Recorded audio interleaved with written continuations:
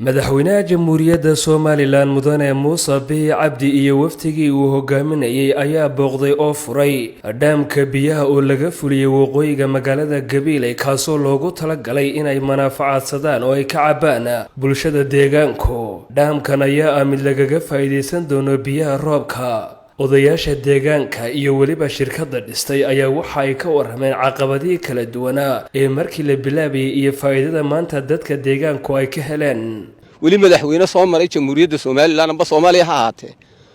oo intuu ka soo daadagay laamida gobolka Gabiley amba waqooyi uga dhaadhacay amba ooga uga baxay dhammaan arag isaga ka hor. Soomaaliland waxa soo maray waa madaxweynihii shanaad sidaan qabo. isaga horta bilad geesi gaar ah u tahay inuu waqooyigii gobolka Gabiley intuu yimaado dhaamka hirgeliyo ilaahayna uu la qabtay nimcada uu ka dhisay. anoo ku hadlayo magaca aqoonyahanka gobolka iyo odayaashaba waxaan leeyahay dhaamkani waa dhaam taariikhi ah oo taariikhda geli doona wuxuu bilow u yahay horumarka jamhuuriyadda Somaliland in dhaamamka kala dooxyada kalena soo kale loo qabto. waxaanu aad iyo aad ugu mahadnaqaynaa madaxweynaha jamhuuriyadda Somaliland oo fikirka lahaa iyo hawlgelintaba ilaahay noo sakhiray ee hawsha inagu guuleeyay marka koowaad mahad iska leh. marlabaadka waxaan mahad celinayaa madaxweynaha oo ku dhiirsaday in dhaam la xidhi karo yiri bal jitaabo aan gallo. madaxweynaha ku mahad celinayaa taa labaad. ta kale umad badan oo meeshan ka shaqeysay baa jira iyagana oo ciidamada militariga qaranka ugu horeeyaan oo amniga iyo shacabka iyo shaqaaqada naga ilaaliyay. barasaabka gobolka Gabiley iyo maayirka magaalada Gabiley ayaa ka warramay doorka uu ka qaadan doono waraabinta bulshada. runtii sharaf bay maanta inoo tahay in madaxweynaha jamhuuriyadda Somaliland uu si official ah u soo booqdo dhaamkii laga hirgeliyay magaalada Gabiley oo uu fikirkiisa iyo aragtidiisaba madaxweynaha jamhuuriyadda Somaliland iska lahaa iyada oo muddo 2 sannadood ah ay biyo fadhiyaan oo roobkii u horeeyay ee galay ay ilaa imika biyihiisa ku jiraan. madaxweynuhu wuxuu yiri niyow biyaha ceelka dhulka hoostiisa ku jiro lagu socon maayo oo waa biyihii kaydka u noqon lahaa caruurta dhabarka ku jirtay. biyaha roobka miyaan la isku day karin la qabto dooxii qalax aan la isku day karin. runtii fikirkii halka ka soo bilaabmay baynu midhihiisi maanta u joognaa. aad iyo aad ba wax kasta oo qofka bilaaadankii go'aanna ku gaadho daacadna ka yahay noocaas u noqda. madaxweynuhu inuu qarankiisan u tijaabiyo biyaha khasaaraha ee sanad walba badda inaga dhacaya inaynu qabsan karna buu ku dhiiranay. dhaamkani runtii isbedel weyn ayuu ku keenay runtii qaranka oo dhan iyo dhammaan waxa ugu dambeysay soo guurtadii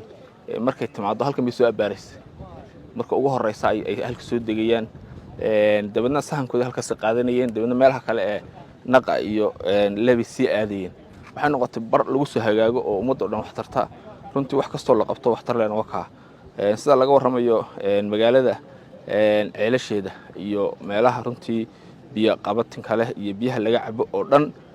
maanta waa ku baayid ceel maanta aan maaxanayn oo siis u maaxanayn ma jirto ilaa xagga inaga horeysa dooxyada beeralaydu runtii manfaacadkiisa wax la soo koobi karo lagu soo koobi karo maaha. waxaan ku dar lahaa un sida uu injineerkuna ku taliyay in dhaamkan maadaama tacab badana galay qorshe badana galay in aqoon lagu ilaaliyo mudane madaxweyne. wasiirka wasaaradda horumarinta biyaha ee Somaliland oo halkaasi ka hadlay ayaa waxa uu sheegay sida ay wasaaradda biyaha ee Somaliland uga go'an tahay inay dalka ka hirgeliso wax soo saarka biyaha. tacabkii qaranka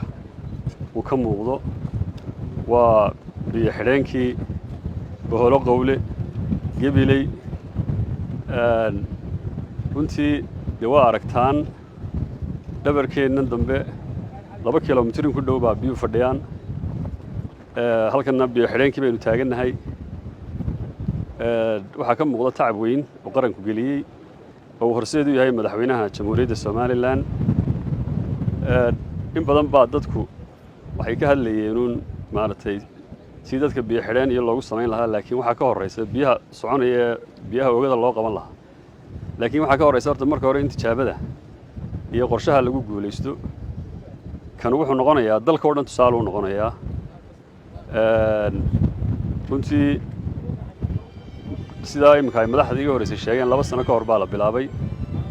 safar iyadoo gegi ah oo cidla ah oo dooxa oo buura dhexdooda safar madaxweynuhu ku yimi halkan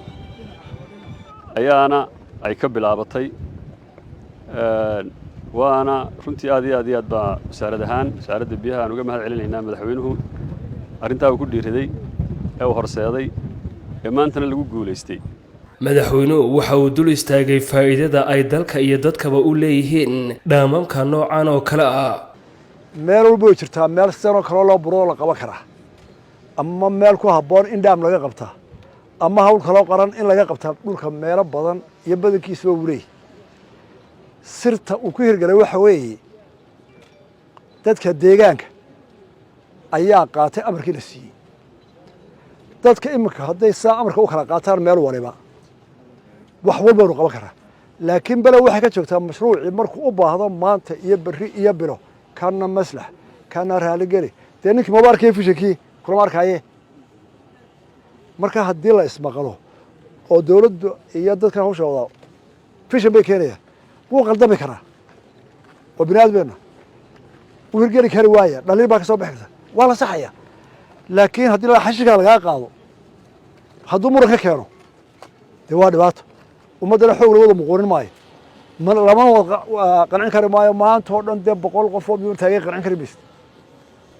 dhibaatayna haystaa waa taa waxayna tahay wax badan baynu qaban karaa meesha waxa ka maqan waa ismaqalka ninkii tuulada joogay baa doonaya isagoon adduunka waanu haynin inuu marka la keeno wax doono ku hadlo dheeman baa laga qodanayaa lacag baa lagu soo qaatay maxaa looga jeedaa war waa sheeko waa laynalu goynayaa tusaale aad siinaya gobollada qaar